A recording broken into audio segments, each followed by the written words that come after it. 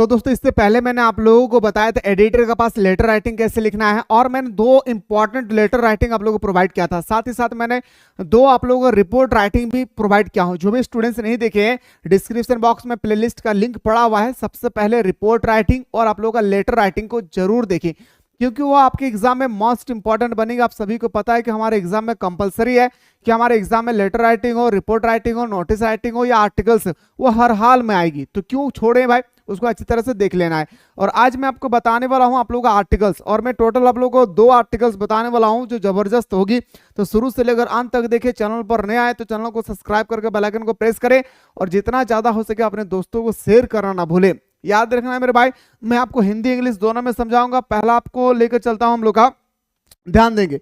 पहला अगर मैं बात करूं आप लोगों का, सबसे पहला वो हमारा क्या है, ग्लोबल वार्मिंग। क्या पूछा गया, पहला क्वेश्चन है सर आपके एग्जाम में क्वेश्चन आएगी कि हमें write an articles global warming in 100 word या 120 वर्ड, यानी 120 वर्ड में या 100 वर्ड में आपको लिखना है। तो आप कैसे ग्लोबल वार्मिंग के बारे में लिखेंगे, तो शानदार तरीके से बच्चों की तरह मैं समझा रहा हूं, चुपचाप से चिकुमुक बैठकर समझना है भाई। देखिए मेरे भाई, सबसे पहले आपको लिखना है one of the biggest changes that the environment is facing today is global warming. आप बोलेंगे सर यहां तक तो आपने बड़े शानदार तरीके से स्टडी करी है, पर मुझे समझ में नहीं आ रहा है। तो मैं ये समझाने के लिए मैं आपके सामने लेकर आया हूं हिंदी भी, ताकि आपको तकलीफ ना हो।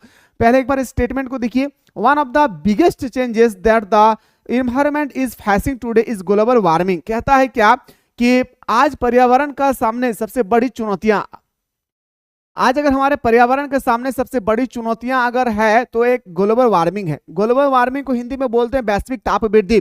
आज हमारे दिन प्रतिदिन मेरे दोस्तों, हमारे दिन प्रतिदिन क्या हो रहा है, हमारे तापमान बढ़ता हुआ नजर आ रहा है। आप एक बार देखिए ग्लोबल वार्मिंग और हमारे इन्वायरमेंट, ये हमारा इन्वायरमेंट है, और मेरे दोस्तों हमारा ग्लोबल वार्मिंग की वजह से, वैश्विक ताप वृद्धि के कारण हमारे जो हमारा पर्यावरण है वो इस तरह से बन जाएगी, यानी पूरी की पूरी जो घास फूस है वो पूरा का पूरा सूखा जमीन बन जाएगी। जो हमारा ग्रीन ट्री है वो हमारा सूखा हुआ ट्री बन जाएगा। इसीलिए मेरे दोस्तों हम सभी को ध्यान देना चाहिए, सरकार को भी ये ध्यान देना चाहिए कि जब भी हम लोग प्रोजेक्ट लगाएं, बड़े बड़े इंडस्ट्री एरिया में जब बड़े बड़े फैक्ट्रियां लगाएं, तो इसमें कोई भी हमारे पर्यावरण पर कोई क्षति नहीं होनी चाहिए। कहीं ऐसा ना हो मेरे दोस्तों कि पर्यावरण में हम लोग फैक्ट्री को बसाते बसाते हम लोग पर्यावरण को ही खत्म कर दे। तो सरकार को कोई भी प्रोजेक्ट लगाने से पहले इस पर ध्यान देना चाहिए कि आखिर हम कैसे अपने पर्यावरण को सुरक्षित रख सके। नहीं तो एक समय ऐसी आएगी कि हमारे ओजोन लेयर पूरी तरह से छिद्र हो जाएगी, और मेरे दोस्तों सारा पराबैंगनी किरण हमारी धरती पर आ पहुंचेगी, और हम सब व्यक्ति क्या हो जाएंगे, अंधे हो जाएंगे। तो आइए सर, ये सर हमारा ग्लोबल वार्मिंग आप लोगों ने देखा। तो वही मैं कह रहा हूं कि दुनिया में अगर मैं बात करूं तो आज पर्यावरण को सबसे बड़ी चुनौती में से एक चुनौती है हमारा क्या, वैश्विक ताप वृद्धि, जिसे हम लोग ग्लोबल वार्मिंग कहते हैं। आगे कहता है मेरे दोस्तों, ध्यान से सुनिएगा, आगे क्या कहता है, सुनना चाहिए, बहुत मस्त तरीके से मैं बताने वाला हूं, ठीक है। It is a nature phenomenon when the where the average temperature increases bed by 1 the permissible limit। आगे कहता है मेरे दोस्तों कि यह एक प्राकृतिक घटना है, यह बिल्कुल, यह प्राकृतिक घटना, यह हमारा घटना नहीं है, यह हमारा प्राकृतिक की घटना है, जिसमें औसत तापमान अनुमानित सीमा से अधिक बढ़ रही है। और मेरे दोस्तों हम लोग देख रहे हैं दिन प्रतिदिन हमारे जो तापमान है वो दिन प्रतिदिन बढ़ता हुआ नजर आ रही है। और तापमान बढ़ेगी तो हमारे जीव जंतु जैसे हम लोग हैं, हम लोग का मृत्यु का घाट उतरना पड़ेगा, हम लोग मरने के कगार में आ जाएंगे, और इस स्थिति में बचने का कोई भी सोल्यूशन नहीं होगी। इसलिए हमें अभी वर्तमान समय में ही खुद को ध्यान रखना है। आगे कहता है मेरे दोस्तों, ध्यान से देखेंगे आगे क्या कहता है, कहता है क्या, ध्यान से सुनेंगे, a warmer and earth disrupt the balance of the ecosystem and causes a negative impact on nature. आगे कहता है क्या कि पृथ्वी का गर्म होना पारिस्थितिकी तंत्र के संतुलन को बिगाड़ता है। अगर हमारे पृथ्वी पूरी तरह से गर्म हो जाती है, अगर हमारे पूरा पृथ्वी पूरी तरह से अगर हीट हो जाती है, तो हीट होने की वजह से हमारा जो पर्यावरण है वो पूरी तरह से, पारिस्थितिकी तंत्र है, वो इकोसिस्टम है, वो पूरी तरह से अनबैलेंस हो जाती है। इनबैलेंस हो जाने के कारण मेरे दोस्तों हमारा कहीं ना कहीं ये हमारा धरती पूरी क्या हो जाएगी, हीट हो जाने के बाद ये पूरी धरती जो है अकेला रह जाएगा, ठीक है। आगे देखिए क्या कहता है मेरे भाई, कहता है कि frequent fluid draft health heat wave, धरती गर्म होती है, एंड स्टॉर्म टेक प्लेस। और आगे कहता है, सुनिएगा, कहता है कि तंत्र के संतुलन को बनाए रखे और प्रकृति पर नकारात्मक प्रभाव डालता है। ये हमारा पूरी तरह से क्या है भाई, हमारे पृथ्वी पर नेगेटिविटी डालती है। कौन? हमारा ग्लोबल वार्मिंग। बार बार बाढ़, सूखा, लू और तूफान आते हैं। हम लोग देख रहे हैं कि बिना मौसम का भी कभी कभी बारिश हो जाती है। पहले क्या होता था, मानसून हमारे पास जल्दी आ जाती थी। आज एक ऐसी समय आ चुकी है जहां पे बारिश के मौसम जब होती है उस समय बारिश नहीं होती है, जब बारिश का मौसम चला जाता है उस समय बारिशें होती है ना। वही कह रहा है कि बार बार बाढ़, सूखा, लू और तूफान आते हैं। आगे कहता है, ध्यान से देखेंगे, कहता है it is caused by the green house effect which is the consequence of the accumulation of gases like carbon dioxide, methane gas and nitrogen oxide। अब देखिए कहता है क्या कि ग्रीन हाउस गैस प्रभाव के कारण होती है। याद रखिए, अब हमारा जो होती है, आप सभी को पता होगा हमारा ग्रीन हाउस गैस क्या है। कहता है कि यह ग्रीन हाउस प्रभाव के कारण होता है, जो कार्बन डाइऑक्साइड, मीथेन और नाइट्रस ऑक्साइड जैसे गैसें के संचारण का परिणाम है। और आज हमारी जो धरती ज्यादा हीट हो रही है ना, वो हमारे वजह से हो रहा है। क्यों? क्योंकि हम लोग दिन प्रतिदिन हमारे घर में एसी हो, कूलर हो या फ्रिजेस हो, वो हमारा क्लोरोफ्लोरोकार्बन यानी CFC गैस हमारे निकालती है। और हमारे क्लोरोफ्लोरोकार्बन इतने डेंजरस गैस होती है कि हमारे पूरे पर्यावरण को क्या कर देती है, हीट कर देती है। साथ ही साथ हमारे जो दिन प्रतिदिन वाहनें चल रही है, इस वाहन की वजह से जो निकलती है हमारे कार्बन मोनोऑक्साइड, ये कार्बन मोनोऑक्साइड भी हमारे धरती को कहीं ना कहीं गर्म करती है। इस तरह से लिखना है, ऐसा नहीं है कि मुंह उठा के जो मन में आए तो लिख दूं, मेरा काम बन जाएगा। नहीं भाई, आपको सही तरीके से समझना है, लिखना है। आगे क्या कहता है, थोड़ा उसको गौर कीजिएगा। कहता है कि the planet is non now under going changes and modernization is happening at a rapid rate. आगे कहता है शेर शेरनियों कितना शानदार तरीके से कह रहा है, इस सब चीजों को हम सभी को सुनना चाहिए। ग्रह अपने परिवर्तनों से गुजर रहा है, ग्रह दिन प्रतिदिन चक्र लगा रही है, ग्रह अब परिवर्तनों से गुजर रहा है और आधुनिकीकरण की तीव्र गति से हो रहा है। हमारा धरती पूरी तरह से जो है ना मेरे दोस्तों आधुनिकीकरण की ओर जा रही है। इन्हें फैक्ट्रियों की संख्या ज्यादा से ज्यादा बसा रही है, आज हम लोग अपने आंखों से देख रहे हैं। ठीक है, हम जीवन के सभी क्षेत्रों में विकास करना चाहते हैं। कहते हैं क्या, सुनेगा, कहता है कि we desire development in all area of life. हम चाहते हैं कि जो जंगल है उसको भी साफ करके हम फैक्ट्री लगा दें। लेकिन ये इंसान को कैसे पता चलेगा, भगवान कैसे बताएगा कि मेरे दोस्तों ये जंगल जो मैंने बनाया है ये हमारे इकोसिस्टम को बैलेंस करने के लिए बनाए, मैं कैसे बताऊं? इंसान दिन प्रतिदिन उसको काटते चला जा रहा है। आगे कहता है कि in the name of expenses and increasing number of industrial area are being of founded, but as humanity has grown the state of the planet, ecology has substantially and deteriorate। कहता है मेरे दोस्तों क्या, ध्यान से सुनिएगा। आगे कहता है कि विस्तार के नाम पर उद्योगों की बढ़ती संख्या स्थापित की जा रही है। आज हम हर एक एरिया में विकास करना चाहते हैं, हर एक एरिया में, आप कोई भी एरिया हो, हर एक वो एरिया में हम विकास करना चाहते हैं। कोई भी जंगल उसको भी साफ करके हम फैक्ट्री लगाना चाहते हैं, वही कह रहा है। लेकिन जैसे जैसे मानवता बढ़ी है, ग्रह की परिस्थिति की स्थिति काफी हद तक खराब हुई है। जैसे जैसे आज हम लोग अपने धरती पे क्या कर रहे हैं, जैसे जैसे हम अपने धरती पे आज कर रहे हैं, फैक्ट्रियों की संख्या बढ़ा रहे हैं, कहीं ना कहीं ये हमारे ग्रह का जो इकोसिस्टम है, इको बैलेंस है, वो पूरी तरह से गड़बड़ी हो चुकी है। और एक समय ऐसी आएगी कि हमारे धरती इतना हीट हो जाएगी कि हम लोग तड़प तड़प कर मर जाएंगे। जैसे मछलियों को पानी से निकालने के बाद कैसे तड़पती है, इसी तरह से हम लोग तड़प तड़प कर मर जाएंगे। इस बात को भी याद रखिएगा। आगे कहता है कि when discussing significant environment danger the phrase global warming is frequently used, the causes and consequence of global warming are still largely known as unknown to many people. कहता है क्या कि हमारा महत्वपूर्ण पर्यावरणीय खतरों पर चर्चा करते समय ग्लोबल वार्मिंग वाक्यांश का अवसर उपयोग किया जाता है। लेकिन हम लोग ग्लोबल वार्मिंग के बारे में पढ़ते हैं, दूसरे को पढ़ाते हैं, लेकिन कैसे बैलेंस करेंगे इस पर हम लोग चर्चा नहीं करते हैं। साथ ही साथ हम लोग फैक्ट्री की संख्या बढ़ाते चले जाते हैं। इंसान 2 रुपये के लालच में हमारे पृथ्वी को पूरी तरह से नष्ट कर रही है।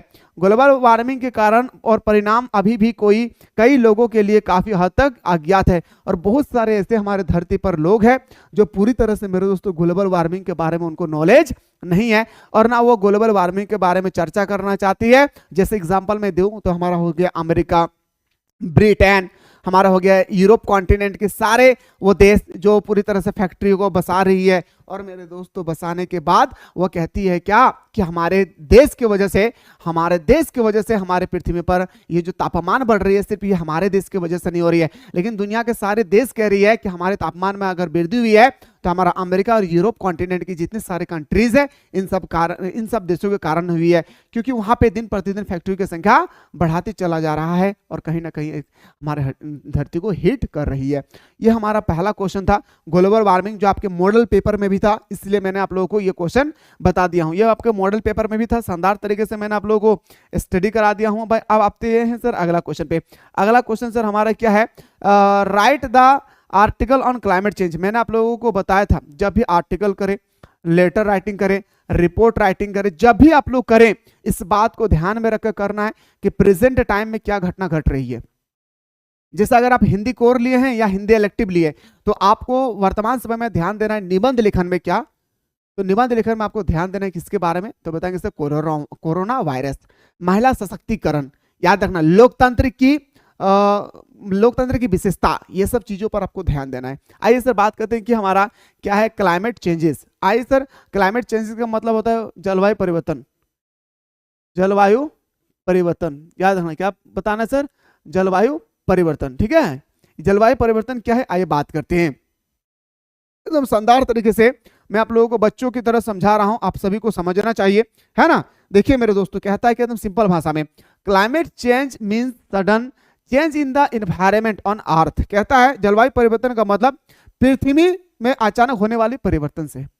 जलवायु परिवर्तन का मतलब होता है पृथ्वी पर हो रही है अचानक बदलाव से है।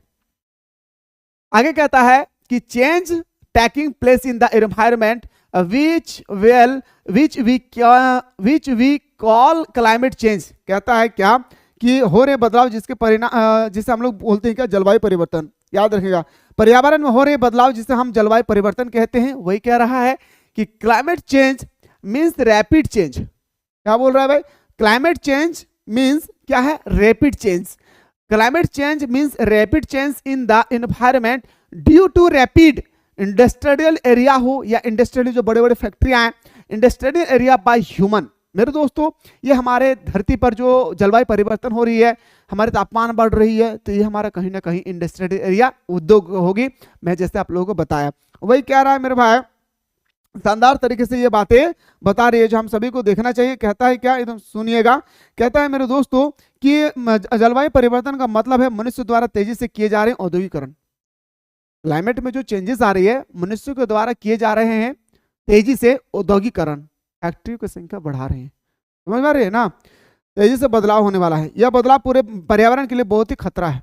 याद रखना, यह बदलाव जो है हमारे पूरी तरह से खतरा। वही कह रहा था biggest change, this change is a big threat to the whole environment. पूरा एनवायरनमेंट के लिए पूरी तरह से क्या एक खतरा है। Due to this climate change all the season have change a lot. और सभी मौसम में काफी बदलाव आ गए, पूरे पर्यावरण के लिए बहुत खतरा है। इस जलवायु परिवर्तन के कारण सभी मौसम में बदलाव आया। ये क्लाइमेट चेंजेस की वजह से जितने सारे मौसम है, रेनी सीजन, हमारा विंटर सीजन, जितना भी सीजन है, सारे सीजन में काफी बदलाव आए हैं। समझ रहे हैं ना विनोद। चलिए sir, such as the sudden failure in the rainy season, the sudden increasing in the temperature in the summer season due to which the winter season is becoming very less। और कहता है क्या, सुनिएगा मेरे दोस्तों, कहता है जैसे कि बारिश के मौसम में अचानक से कमी आना। ठीक है, बारिश के मौसम में अचानक क्या आना भाई, कमी आना, जिस समय बारिश होती है उस समय बारिश का ना होना, जिस समय बारिश नहीं होती उस समय बारिश का होना, अचानक चेंजेस हो रही है। साथ ही साथ बताता है कि अचानक सर्दी आ जाना, सर्दी के मौसम में बारिश आ जाना। इसके बाद हमारा दिन प्रतिदिन जो है गर्मी के मौसम में तापमान का बढ़ना, ठीक है, दिन प्रतिदिन हमारे गर्मी के मौसम में तापमान का बढ़ना, वही कह रहा था, ठीक है। Due to this many change have taken place in the whole environment, और कहता है क्या, याद रखना है, कहता है इसके कारण पूरे पर्यावरण में बहुत सारे बदलाव हुए। इस क्लाइमेट चेंजेस के कारण पूरे पर्यावरण में बहुत सारे बदलाव हुए हैं। आगे कहता है कि due to which a lot of damage is done to the environment. आगे कहता है क्या, जिसके कारण पर्यावरण को बहुत नुकसान हुआ है। और ये पर्यावरण जो चेंजेस किए हैं, इसी चेंजेस की वजह से पर्यावरण में बहुत सारे क्या हुआ है मेरे दोस्तों, बताएंगे सर, बहुत सारे क्या हुआ है, हमारा नुकसान हुई है, बहुत सारे क्या हुआ है, नुकसान हुई है, ठीक है। आगे कहता है the biggest consequence of climate change is global warming, और कहता है जलवायु परिवर्तन का सबसे बड़ा परिणाम वैश्विक चेतावनी है। जलवायु परिवर्तन का सबसे बड़ा परिणाम अगर कोई है तो हमारा है जलवायु परिवर्तन का सबसे बड़ा अगर परिणाम है वो हमारा चेतावनी है, किसका, वैश्विक चेतावनी है।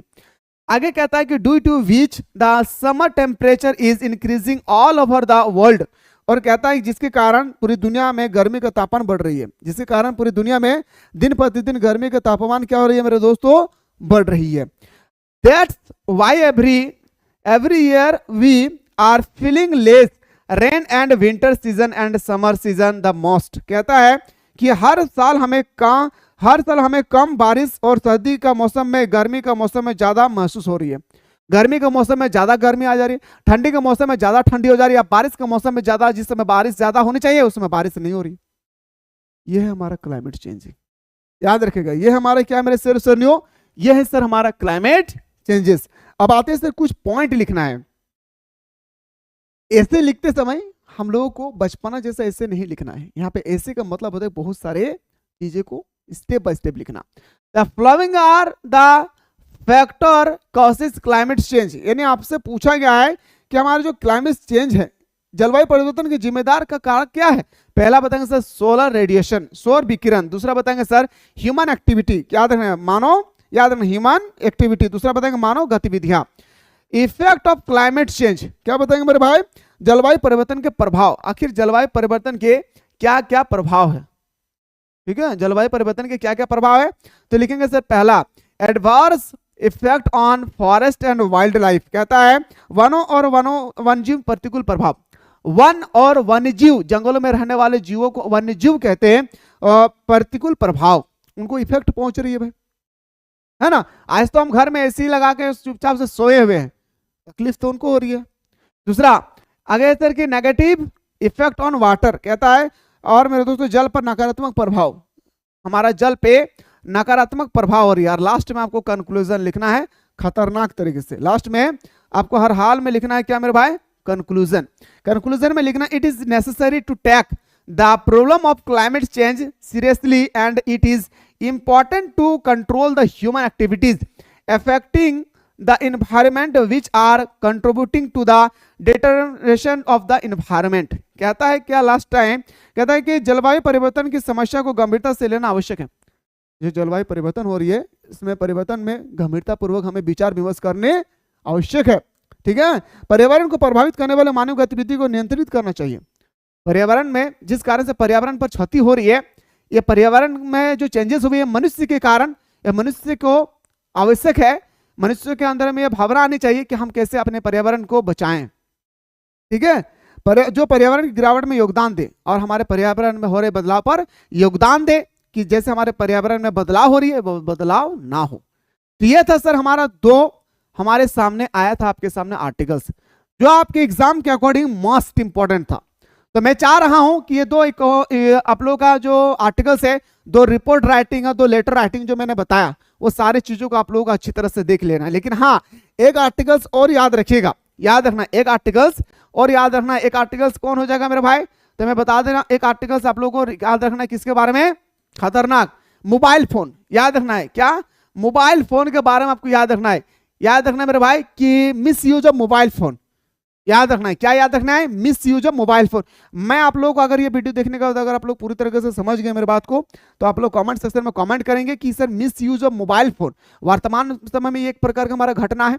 तो miss use of mobile phone के बारे में अगर आप लोग देखना चाहते हैं तो कमेंट सेक्शन में जरूर कमेंट करें। मिलते हैं नेक्स्ट वीडियो में।